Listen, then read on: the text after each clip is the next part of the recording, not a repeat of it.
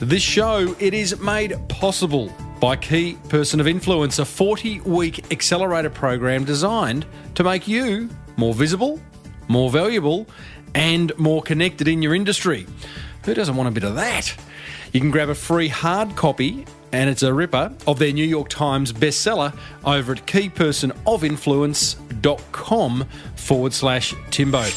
And Web Central, creators of beautifully effective websites and online marketing packages for small businesses. And you can grab an exclusive listener deal of theirs, covering social media, websites, domain names, all sorts of good online marketing stuff, over at webcentral.com.au/ you guessed it, Timbo.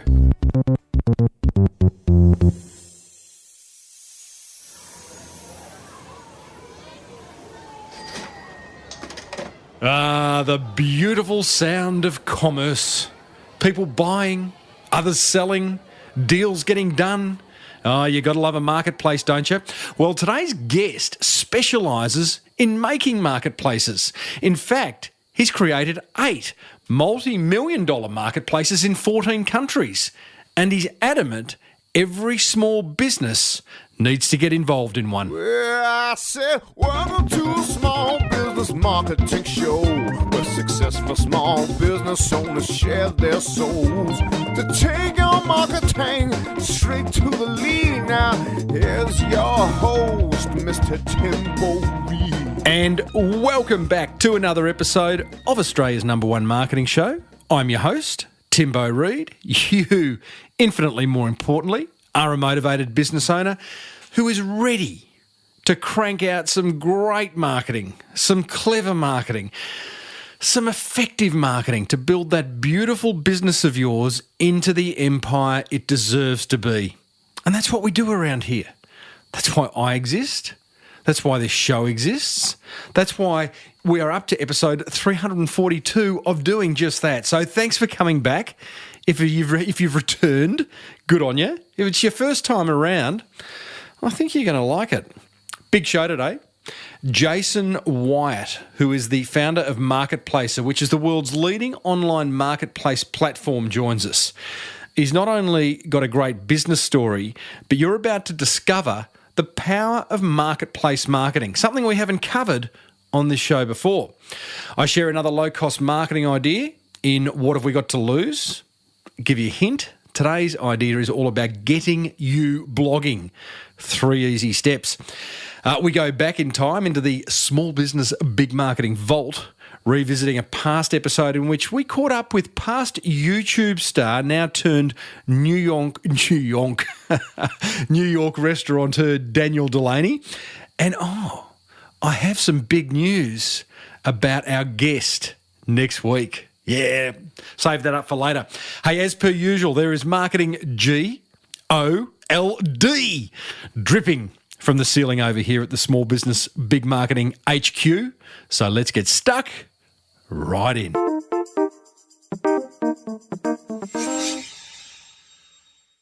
Coming up, we talked to Jason Wyatt from Marketplacer, but I just wanted to give you an update on my Philippines trip.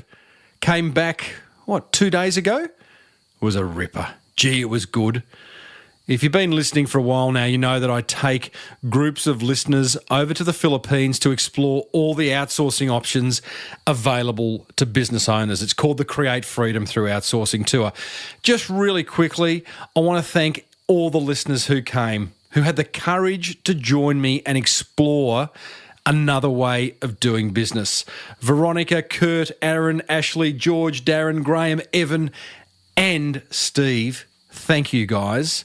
Because, we got out of our comfort zones, right? We saw things that are going to change the way we do business going forward. So well done to you. Big thank you to David and Alison Warren from Cornerstone Business Solutions for making the tour possible. I am going to do another one probably in the first 4 months of next year, 2017. If you want to find out about it, keep listening or register, get on my database over at smallbusinessbigmarketing.com.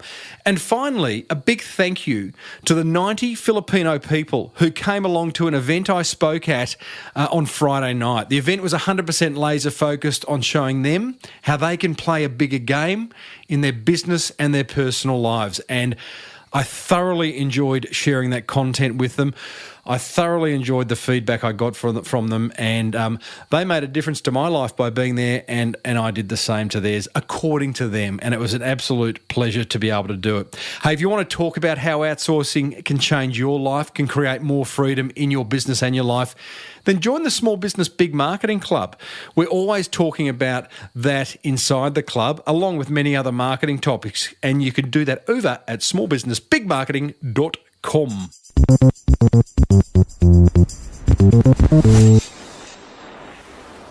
Coming up, I share another easy-to-implement marketing idea in What Have You Got to Lose? But for now, let's talk marketplace marketing. Yeah, a topic we are yet to explore on this show. It's taken me 342 episodes to get to marketplace marketing. That's okay. I'm sure there's many topics we haven't covered, but we will get to. Now, Jason Wyatt is the founder of a multi-million-dollar business called Marketplacer, which is the world's leading software for creating marketplaces. But don't worry, this is not a software discussion. You see, Marketplacer is responsible for the establishment of 8 online marketplaces in 14 countries. Marketplaces like Bike Exchange, Outdoria, House of Home, and 5 others. Places where buyers and sellers do business online. Quite amazing. I'm not going to go into too much detail here as I asked Jason to explain the concept very early on in our chat. But we also cover in this chat where the idea came from and how he got it to market. Seems like an obvious idea, doesn't it? But boy, oh boy, has he executed it well. We talk about how to build and nurture a tribe of raving fans, how you can tap into marketplace marketing, and how you can set up your own marketplace if you chose to. So here's Jason explaining how Marketplacer works. Hi, Tim. Well, Marketplacer enables people globally to create marketplaces. So if you wanted to create the next Airbnb, you would partner with us from a technology and a process and systems perspective, and we can enable you to do that. So we also have created several of our own marketplaces around the world, including Bike Exchange, House of Home, Tiny Trader. So take us through one of those. That makes sense. So you have created, essentially, you're a software developer. You've gone and created this platform for other people, business owners, entrepreneurs, to create a marketplace in their area of interest. So take us through one marketplace. What's your favourite? You've got 8 of them. Take us through your favourite. It's like children, Tim. You can't have favourites. But I'll give you an example. Bike Exchange was our first marketplace that we created in 2006. So it's a marketplace for everything bike. So if you look at the bike industry, it's highly fragmented. There's over 900 brands of different bikes from thousands and thousands of sellers all over the world. And then there's literally thousands and thousands of parts. So what we've said as a customer, customers are demanding ease and choice in their purchasing behaviours. So what we do is we pull all the sellers around the world who are selling bikes and bike parts and events and holidays, and we pull them together in a single customer experience. Mm-hmm. No different to Airbnb is doing for short-term rentals. We're doing that exactly the same for the bike world.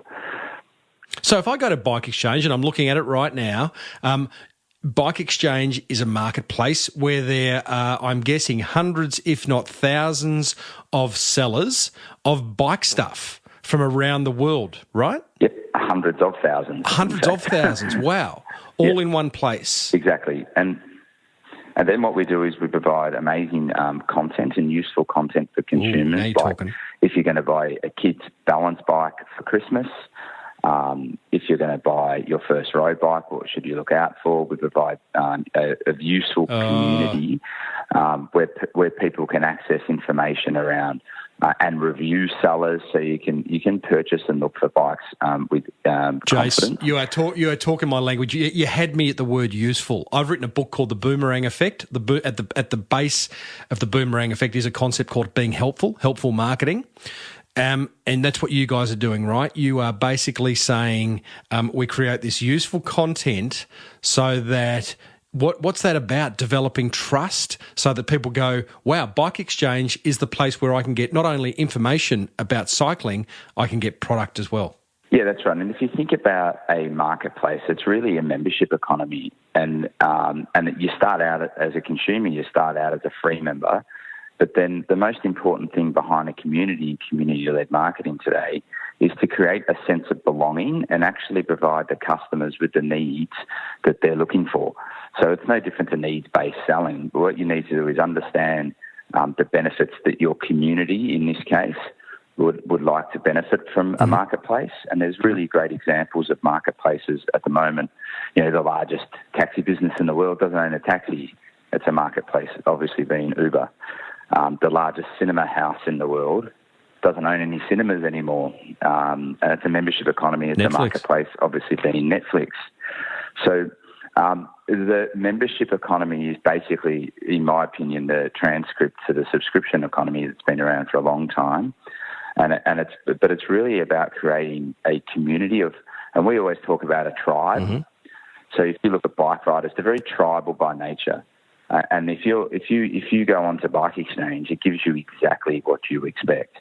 It doesn't talk about motorbikes. It doesn't talk about cars. It actually gives you everything bike and everything you'd need and to satisfy your need around everything bike.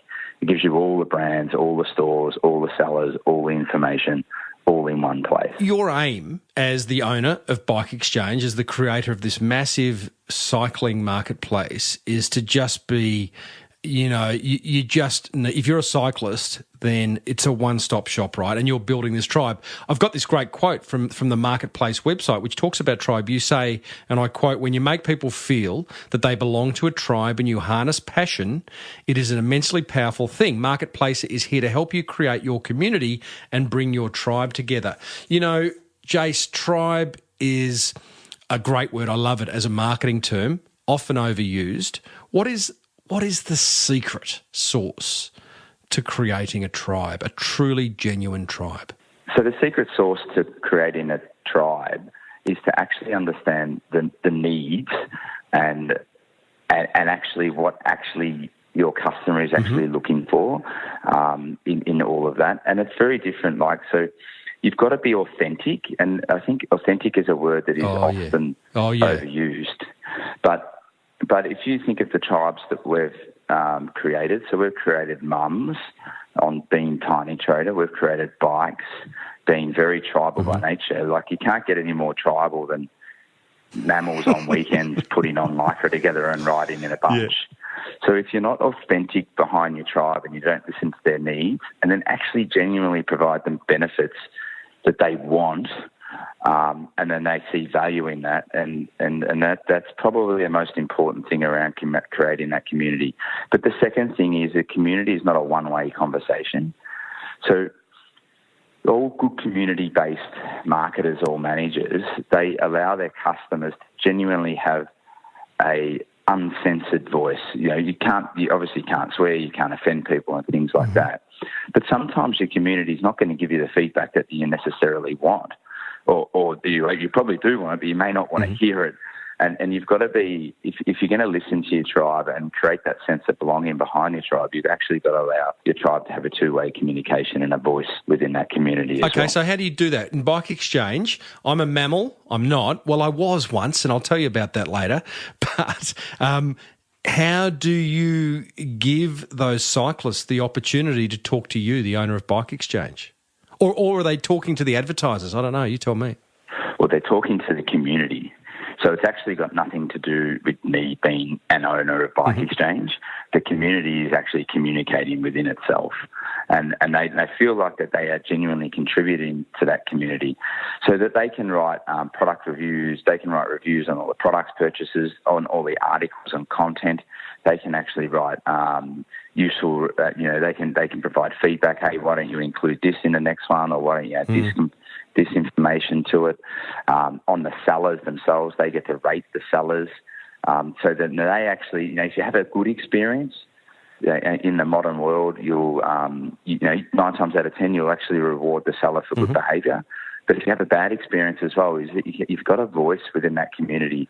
So that and what that means is both from a seller community perspective and a consumer community perspective, it's an open, transparent book where people can buy with confidence, with expectation of the outcome. Do you think, you talked about feedback earlier.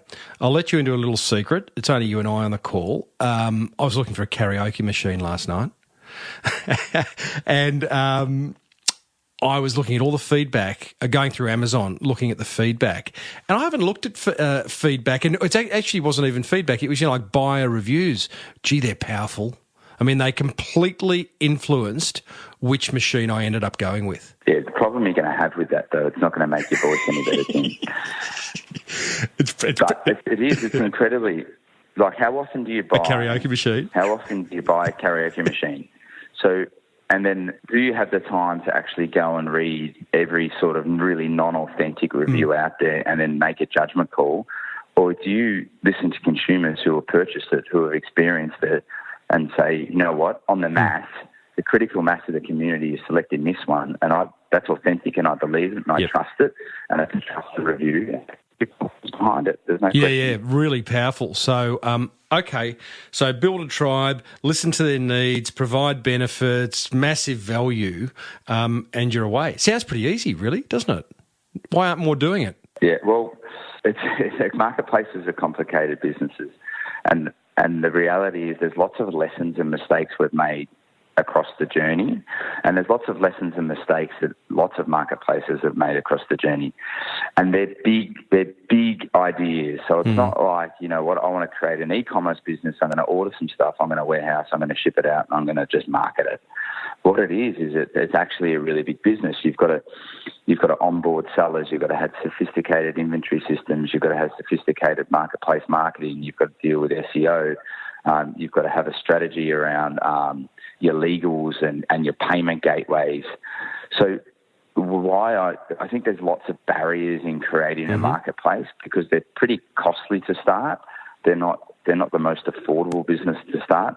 But then there's not that many solutions that you can just plug into to create a marketplace overnight. And that's really why we created Marketplace. Well, let's go back, because let's understand how and why you created it, because I'm kind of looking at Marketplacer as the software, and what were you and your business partner sort of flicking through Yellow Pages or eBay one day and going, you know what, we could create a marketplace for each and every category that exists in these directories. Is that how it came about? It probably wasn't that sophisticated, to be honest. I wish we were that smart. But what happened was we created Bike Exchange first. And in 2012, which you're a judge of as well now, and I'm a judge of, we won Telstra Business of the Year. And on the back of that, we got approached by smart, talented entrepreneurs that said, I've got a great idea to create a marketplace for babies and kids, a marketplace for the home, a marketplace for the outdoor. So there was a genuine need in the market where people were literally approaching us to say, will you partner and help us do this, because you've made so many mistakes. You've built the technology. What we need to go now is go and actually attract the market, create a community, and really market and provide great customer service around that. So that's really how Marketplacer was born, and we went through a process of really deep Bike Exchange and scaling the technology so that it can apply to any product anywhere in the world, any service anywhere in the world, any digital product or digital download product anywhere in the world. So, Jason, when you had Bike Exchange, you won the Telstra Business of the Year. At that point in time, are you just rearing up to build Bike Exchange out into the best bike marketplace in the world? Or did you actually have in the back of your mind, gee, we could build this out to be all of a sudden a template for any type of product or service? We absolutely pivoted after we won Telstra Business of the Year. Can you remember the moment where you've looked? What's your partner's name? Sam Salter. Can you remember the moment where you've looked Sam in the eye and gone, mate, I think this is going to be rather large? Yeah, it was actually it was interesting because those awards they're really quite helpful from getting an external person to look into your business and really challenge your strategic paths for the years following. And we used that process as a driver for that, and we knew we knew as going through that strategic planning process that if we genuinely wanted to scale, that we probably had to scale out of the bike industry and out of the bike tribe.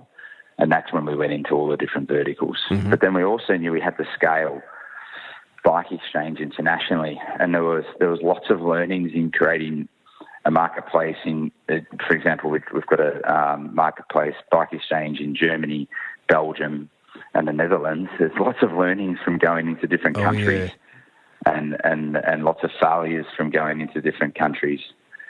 In creating and setting up businesses, it's just culturally different. It's corporately different. So when you pivot, where you've been putting all your energy into a business, in this case, Bike Exchange, you pivoted and have all of a sudden become a completely different business in one sense because you're no longer just the bike guys. Did Bike Exchange suffer? No, what we were able to do is really empower our talented people that we had at that point in time. So we always thought we had a good culture. We always thought we had smart people in our business. But what we did is we gave them a framework where they could just really run with it and be empowered, created really robust processes and systems, reporting metrics, and really focused on strategic decisions. So I've got an internal saying is one strategic decision is worth 100 operational ones. So if you've got the right people in the business and you trust them and you empower them, what we did at least is to not make the operational decisions but truly focus on the strategic decisions of the business. Can you give me an example of where one strategic decision was infinitely better than 100 operational ones? Yeah, absolutely. So the prime example is to actually focus on, at the moment, I'll give you the perfect example, is that what we're doing at a marketplace level is we're trying to determine how we can actually, we can scale globally, but not, and actually pick the right deals.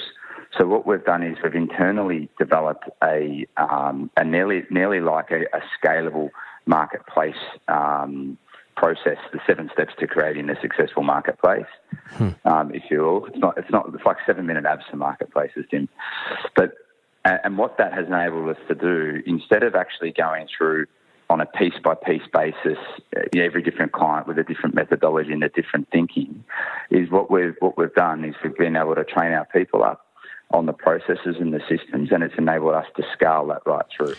So the strategic decision being, just articulate that for us.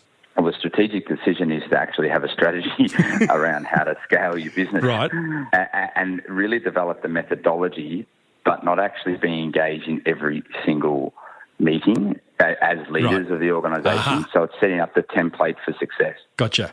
I'm amazed, Jason. I have to call you on it, mate, but you haven't heard of Michael Gerber, is that correct? No. My guest 2 weeks ago, it was Michael Gerber who wrote the book The E-Myth, which, as I was saying to you prior to recording, he's this guy who's about taking you from having a job of one to a company or an enterprise of 1,000. And it's really interesting. You're applying it. It's all about scalability, and you're applying it without that knowledge. So well done to you. Because he sold 5 million copies of the book, by the way. Oh, there you go. I could probably sell 2. But yeah, that's right. So, what's interesting around when you focus on scale, so there's another sort of line that we use internally is what are you busy doing, and how are you actually game-changing the business in some activities to what you do today? Because what you find is your people and even yourself is you can spend a lot of time being busy, but what are the 3 things that you're working on that are actually going to impact and drive, and we use the term minimal effort, maximum return, And they're basically the things that how we roll out our strategic thinking and how we roll out our time management throughout our organisation. Mm-hmm. So focus on three things that are genuinely going to make a difference to the business, and then they have to be minimal effort, maximum return, and they have to be able to scale. Can I love it? Makes sense. Absolutely love it. A lot of business owners are listening going, like, I know, Jace. I friggin' know, mate. How do I'm flat out. I haven't got time to pick three things and focus on the game-changing stuff. I've got a business to run. Yeah, so, and that's just, it's a commitment you have to make to yourself. So this stuff takes discipline. It's not easy because what you'll find that you're firefighting a lot of the time, but can somebody else actually be empowered to make that decision and roll it out for you? And what we found when we empowered our people and we enabled them to make quality decisions and we helped them in that journey, is that they actually became more engaged in their roles. They became stronger team members. They contributed to the culture at a higher level, and they actually had a much higher job satisfaction than hey, Jason, what do you think of this? So it's the old sort of philosophy as well. Come to me with solutions, not problems. And the team loved it. It enabled us to scale, and we're definitely reaping the rewards because of it. So that's about a culture of giving people, and again, another overused term, empowering your people to make those decisions. Don't come to me with a problem. If you are, make sure you got a solution to back it up, that type of stuff, and giving people the confidence to do that, right? Yeah, but it's also as leaders, I think, it's the discipline to actually follow through with it. So if somebody comes to you with a problem, I cancel a meeting and I say, you're not paid to give me problems, you're paid to give me solutions. You're not part of this team to come with problems. Go away, think about it. I don't care if it's wrong, that's completely fine. So you can't have a culture or a team where people can be wrong and they get bashed over their heads. But what you can be upset with is if they actually don't think about it and they come to you with an expectation that you're going to solve world peace every time. Do you really cancel the meeting? Definitely. Love it. I've just come back from a business trip to the Philippines only 2 days ago where I took a bunch of listeners on an outsourcing journey, and we ended up at a business that I part own there. And I spent a couple of days after the tour had finished, Jace, just sitting with some of the virtual assistants that we employ and other people over there and talking to them about the work they're doing for business owners back in Australia. And it's incredible what people are handing over. Some of the clients of this business I know, and just knowing what they're handing over, that 6-12 months ago, they were work that they were holding so close to their chest, only I can do it. No one else can do it. And now they're outsourcing it to someone in the Philippines. And it's all about creating freedom, right? Yeah, definitely. And not focusing your business on borders. So the truth is we completely live in a borderless world, and we need, in a modern business with modern principles, we need to behave in that way. So just because they're located in the Philippines doesn't mean they're not highly engaged, a good culture fit, and it can actually help you scale your business. Oh, yeah. And we're seeing that at a rapid rate. We're seeing our international orders on our marketplaces go through the roof.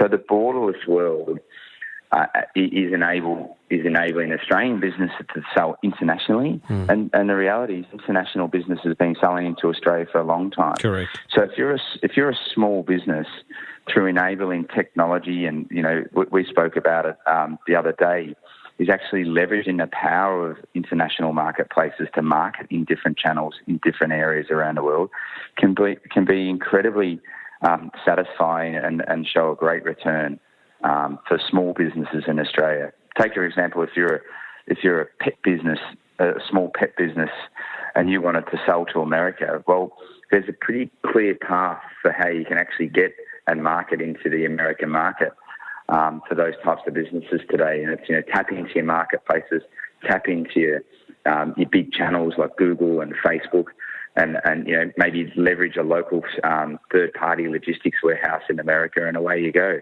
Yeah. So don't restrict yourself to the 22, 23 million people that are in Australia to sell. Open your mind and think scale, and how can you actually attract different customers from different markets to your products and services. Big time. Hey, listeners, I am talking to Jason Wyatt, the founder of marketplacer.com. Jace, I want to wrap some numbers around where you're now at, having won that Telstra award that few years ago and pivoted to become a business that creates marketplaces for others. Tell me if I'm wrong, but I understand you are now the proud owner of 8 marketplaces operating in 14 countries, 20 million plus annual users, 340,000 products online, 100,000 plus sellers with revenue of, can you reveal your revenue? We don't reveal our revenue. Just there, roundabouts, mate. mate. Try. Can you get it to the nearest dollar? That's all. Well, what I can say is I'll give you an example of one of our marketplaces in Australia, and every single month we deliver between $40 and $50 million worth of leads into Australian bike retailers. $40 to $50 million worth of leads into Australia. Okay, so when you say leads, what do you mean? Because someone requesting more information from one of the advertisers on Bike Exchange? Yeah, so this is the classic example of modern marketing. Mm-hmm. So everyone's really focused on omni-channel, and I'm confused about what omni-channel is. I don't think our customers know what omni-channel is. So what I mean by that is customers actually just want to buy stuff. Mm. And they want to feel part of that community, which we've already spoken about, and they want the ease, choice, and convenience and high quality service around it. Makes sense. So, yeah. So if I put myself in the customer's shoes and I'm looking for a pram or a bike, the reality is I want to be able to call the seller. I want to be able to email the seller. I want to be able to find out exactly what colour, what size, and where it's located. Mm-hmm. I want to be able to click and collect it, and I want to be able to buy it online and someone to ship it for me. Now, 94% of consumers still, 90+% of consumers, depending on your vertical or your area, still buy in store. So if you're a bricks and mortar store and you ignore how to market to 90% of your customer base, that's a big chunk. Yeah. And then 10% is growing with click and collect and buy online, and in different markets it's up to 20%. If you ignore them now, that's a big chunk. So in a modern business, you've got to have your processes and systems for handling the deal with customers. You've got to have good systems in place around it. Mm-hmm. And what I mean by that, if you get a call from a customer who wants to buy on the other end of the phone, you've got to train your sales team or your in-store team on how to actually convert them to either an online sale or to get them to come into your store. If somebody emails you, you've got to have good email replies around how to convert them to get them to come into your store to purchase or to buy online. Whereas, I've dealt with thousands of retailers all over the world, and I say the same thing absolutely every single time. Don't question whether a lead or a customer is valid or not. Actually, how are your behaviours? How is your training? How's your education to your staff? Incentivising the customer to purchase from your business over another business. Because the reality is, in most situations, they just don't email one single seller. They may email 2 or 3 different sellers. Now, there'll be lots of different considerations in that journey: sizing, location, price. But the one we see the most important for converting customers to physically come into store or to purchase online is service. Yeah, right. Every single time. So if you get back to your customers within half an hour, your chance of converting, and this is anecdotal, but your chance of converting genuinely goes up by 70%. If you wait 3 hours, I can guarantee your competitor in a competitive marketplace has actually already got back to the customer and has actually made that customer feel like they belong to that store.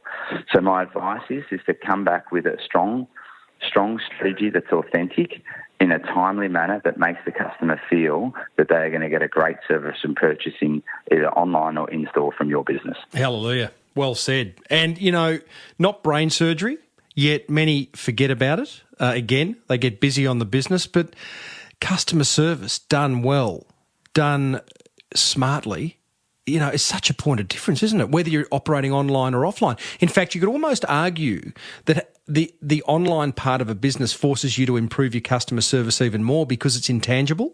I completely agree. And well, it's now visible, isn't it? Because you've got a community where people can rate you and they can have their say in it. If you've got poor customer service, you're going to really struggle. But on the other flip side of it, if you have great customer service, your community and your customers will reward you through sales. Yeah, and word of mouth and talk about you.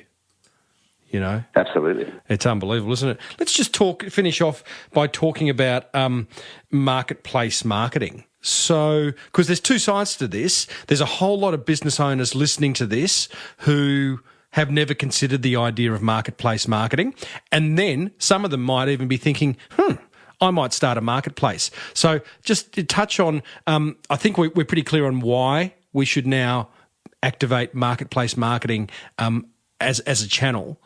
How do we go about that, Jace? Well, what you'll find is that in most instances, there will be a tribal marketplace in your industry. So it's easy to keep talking about ours, but if you're a baby store, there's Tiny Trader. Mm-hmm. If you're an outdoor leisure seller, there's Outdoria. So the first step is I would find the most authentic tribe and tribal-based marketing, a marketplace in your area. Mm-hmm. And then it's not only what you need to do is actually the key to being successful on a marketplace is to put the effort in up front. So make sure you put all of your inventory on. So all of your sizes, all of your colours, because it's pretty hard for a customer to find what you've got for sale if you actually don't advertise it in this modern world. And I know it sounds incredibly basic, but the number one rule we say, if you've got it for sale, tell people first. And your marketplace in your industry will definitely help you on that journey and will help you onboard in an authentic layout. The next thing is actually sell your story. So why should they purchase from you? Have you got amazing content and descriptions of the product and the service that you're going to provide if somebody purchases it from you? Again, it sounds unbelievably basic, but that little bit of effort around putting high-quality images, putting some in-situ images, putting some lifestyle images, actually describing to the customer why physically purchase from me. These are the benefits you're going to get from purchasing from me versus somewhere else. For example, if I was going to buy a bike, tell me why I'd come into your store. Is it because you've got all the sizes? You can get a proper bike fit. I'm going to give you a free service after the first 4 weeks.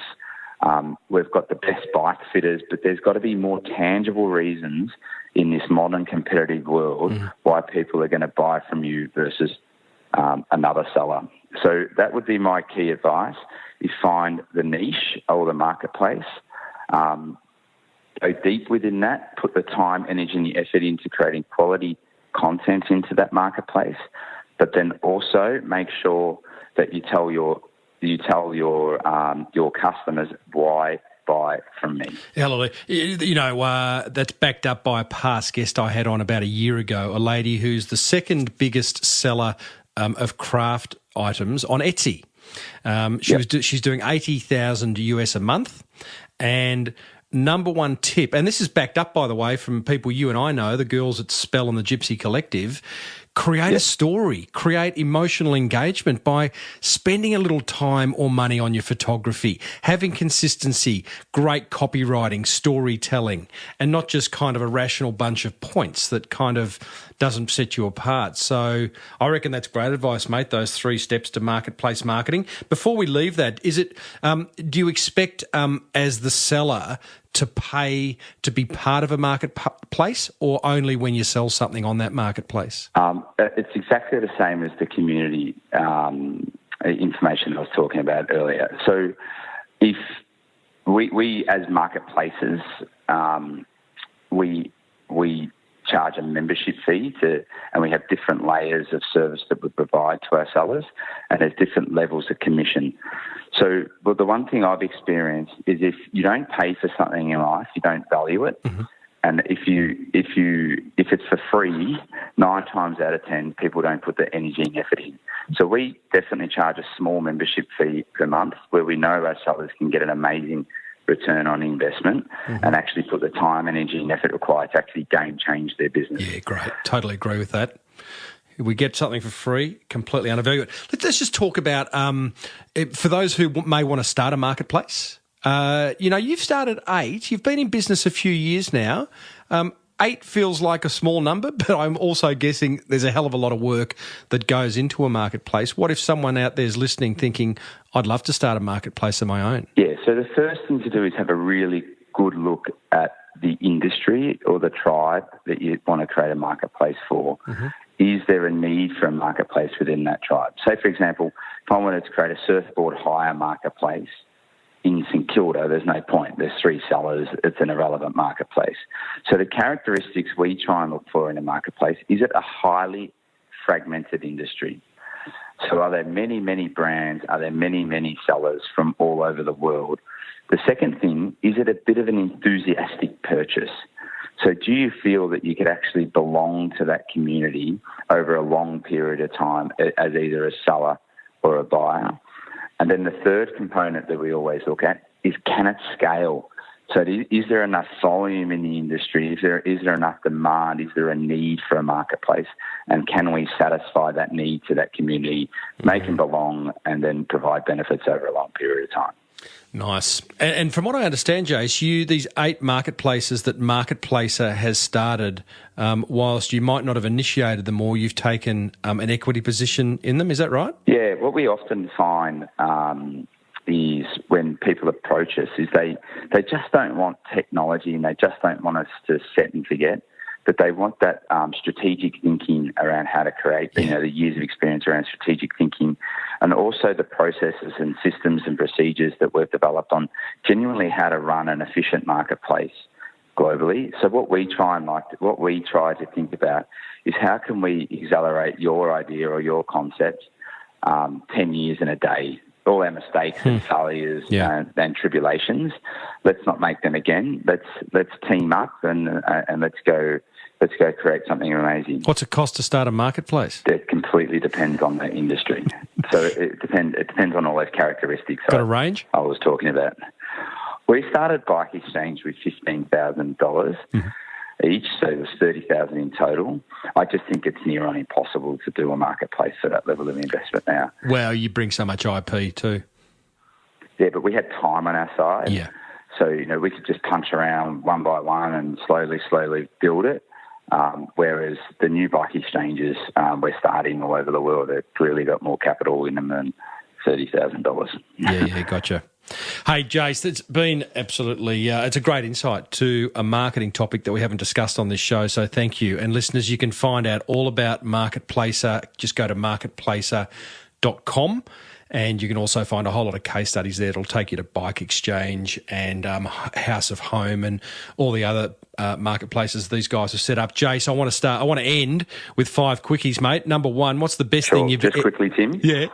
For the audience out there, we've also got lots of great content on our blog around tips on creating marketplaces. You really have. And some insights into marketing. So, and well done on that, by the way, because I checked your blog, and I often do this before speaking to a guest, and yours is up to date. In fact, you blog weekly. What we do, what we try and do is contribute to the community. Again, we try and contribute to the community around the people who want to create a marketplace. Love it. Blogs are fantastic. Jace, 5 quickies. What's the best thing you've bought this year? I have bought a new bike, believe it or not, and I'm loving it.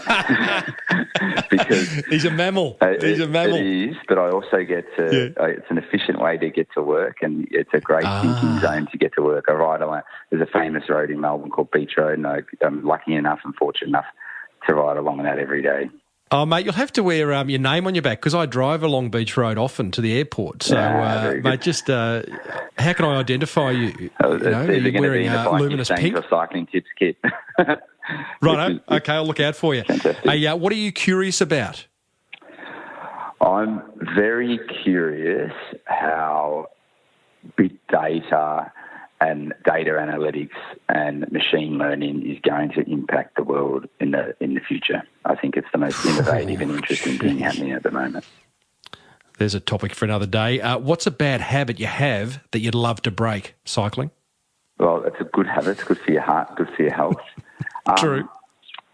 A bad habit I'd like to break, and I'm going to break it, is taking my phone into the bedroom. Oh, mate, that is just rookie stuff. It is rookie. You can start that tonight. I agree. Yeah. Many do it, but rookie. Have you ever cheated? No.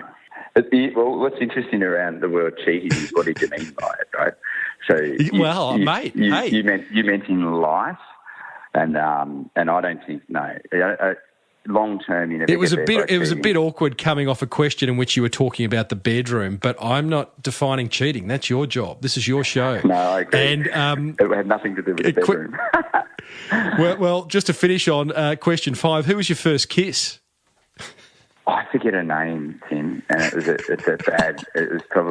was 14 or something at the Royal Melbourne show, and I just can't remember her name for the life of me. I don't think it was too good for her either. Mate. No, well, she's still recovering. Hey, Jace, well done, mate. I think Marketplace is a brilliant idea. Thanks for sharing some very new insights on this show to my listeners, and good luck in the future. Thank you very much. Have a great day, everyone. Well, there you go, team. Jason Wyatt, marketplacer.com. Go and check it out. Hope you enjoyed that. A new angle on how you can go about marketing your beautiful business. Coming up, I'm going to share my top 3 attention grabbers from that chat with Jason. But first, here's a word from 2 businesses that want to help build that beautiful business of yours into the empire it deserves to be.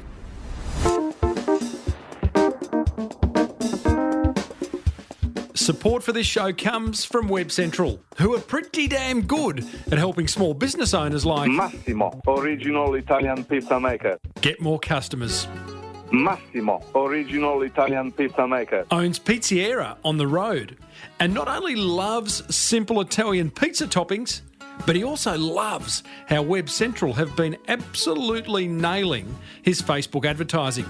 I asked Massimo what difference they've made to his business. Social media is unbelievable. So when I start to advertise my company through internet, at that time I was working with 1 wood fire oven only. Now I go 4 with the possibility to rent the 5th one.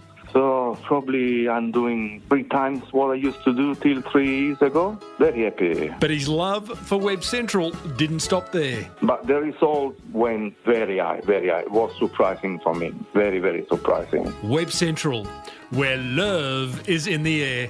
Find out how they can get you more customers by managing your social media over at webcentral.com.au/Timbo.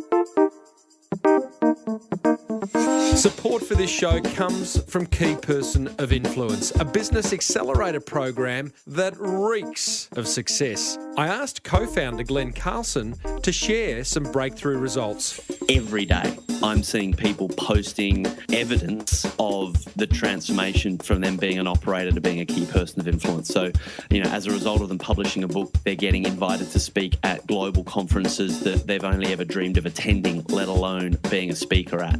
Or, an organisation decides to buy 3,000 of their new product, which they've just created, that they would never have been able to take 3,000 orders if they were just a single operator.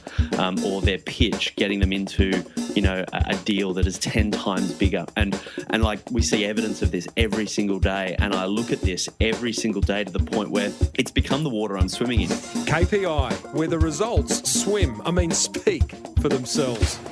For a free hard copy of their Amazon bestseller, visit keypersonofinfluence.com/Timbo. Did you like my new Web Central ad? Bit of a laugh, isn't it? Massimo! We might make a rock star out of that bloke. Okay, my top 3 attention grabbers from that fireside chat with Jason from Marketplacer. Number 1, we live in a borderless world. Never a truer word was spoken. Go and have a look at some of the marketplaces Jason and his team have set up, like Bike Exchange, and just see how there are no borders. You could be selling to anyone, anywhere. Exciting stuff. Attention grabber number 2, 1 strategic decision is worth 100 operational decisions. I like that. Us business owners, me included, we've got to think more strategically. We've got to think about what are those big decisions that are going to move us forward, that are going to make us more money, that are going to create us more freedom, that are going to allow us to enjoy what we do and stop focusing on the operational ones. Hand those over Outsourcing's a great thing. You can do that with outsourcing. cornerstonebusinesssolutions.com.au, they'll sort you out. All those operational things that you shouldn't be doing, all those process-driven tasks. Okay, stop ranting, Timbo. Attention grabber number 3, cancel a meeting if someone comes to you in that meeting with a problem. I like that. It's harsh but fair. No problems. If you're going to bring one, bring a solution too. I like that. That's what grabbed my attention. What grabbed yours? Love to know. Head over to smallbusinessbigmarketing.com/342. What have you got to lose? All right, it is time for me to share one simple yet effective marketing idea that you can implement immediately, and I mean today. An idea that's not going to cost you a fortune and that might just generate you more awareness, more inquiry, and ultimately more sales. A bit of ka-ching, ka-ching. I love that. Today's idea is to create a niche-focused blogging strategy. Now, you can't blog just for the sake of blogging or because someone told you that that's what you're supposed to do. I've got to tell you, nothing annoys me more than seeing a business owner's blog where they simply share the awards they've won or some half-funny details about a new employee. Oh, sorry, I'm back with you. Well, it's actually not true. Stepping on a piece of Lego annoys me a little bit more, but I digress. Back to blogging. You have to have an intentional strategy in place in order for blogging to help your business in any way. So consider implementing a niche-focused blog strategy. It works like this. Instead of writing boring old blog posts about your company or generic posts that look like every other blog from every other business in your industry, do something different. Think bigger. Create a niche-specific blog that a very focused group of people will come to see and read and use as a resource to improve their lives. Here's my 3 simple steps to doing exactly that. Number 1, familiarise yourself with other niche blogs. You might already be reading one, don't even know it. Analyse their headlines, their design layouts, their writing styles, their calls to action. Maybe there's one you already follow, or you can check out mine over at smallbusinessbigmarketing.com. I blog every week. Step 2, think about the people you're trying to reach. Who are they? What do they need help with? What keeps them up at night? What excites them? Use this information to come up with a new focus for your blog. I call it an editorial mission, and I go into that whole concept of editorial mission in my book, The Boomerang Effect. Try to be uber specific with it. When it comes to blogging, broad topics don't work, team. People want specifics. Decide on your focus and come up with your first 10 post ideas, even if that means just writing the headline for each. You know what I think about headlines and how important they are? Headlines get things read, get things clicked open. Step 3 in your niche blogging strategy, choose a blog theme for your website on another website like Theme Forest or Woo Themes. I'll put links in the show notes. Pick one that looks different from all the other blogs you see on other business sites, and then hire someone to help you install that theme on your website and make sure your design reflects your brand. And then simply get blogging. Don't get bogged down in the technical stuff. You can outsource all that. Get blogging. Write those first 10 posts. And here's the pro tip. Be consistent. Aim for posting 1 article per week. Yeah, and enjoy it. Make it about a 300-word article, nothing onerous. Hey, as always, there'll be links in the show notes to all the resources I mentioned over at smallbusinessbigmarketing.com/342.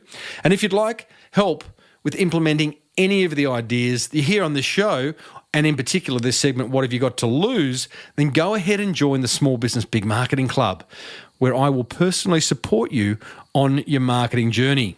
So, what have you got to lose? Okay. I reckon that almost wraps up another episode of the Small Business Big Marketing Show. Don't worry though, there is plenty of marketing gold coming your way in the weeks and months ahead.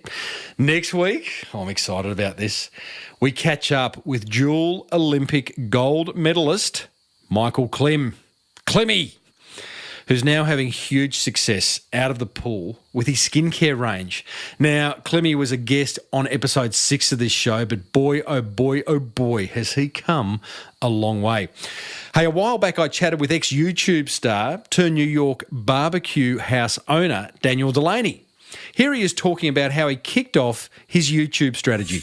So I wanted to set some constraints. The constraints were I would produce a video every single day, and I started on January 1st, and I would do it 7 days a week. And each video had to be an ingredient that I didn't know anything about. And I would source the ingredient, learn about it, create a recipe just in one day, create a recipe, film the episode, edit the episode, and post it in one day. And then the other thing that's really fun about this is that I also thought this would be a great opportunity to try alternate sources of generating revenue.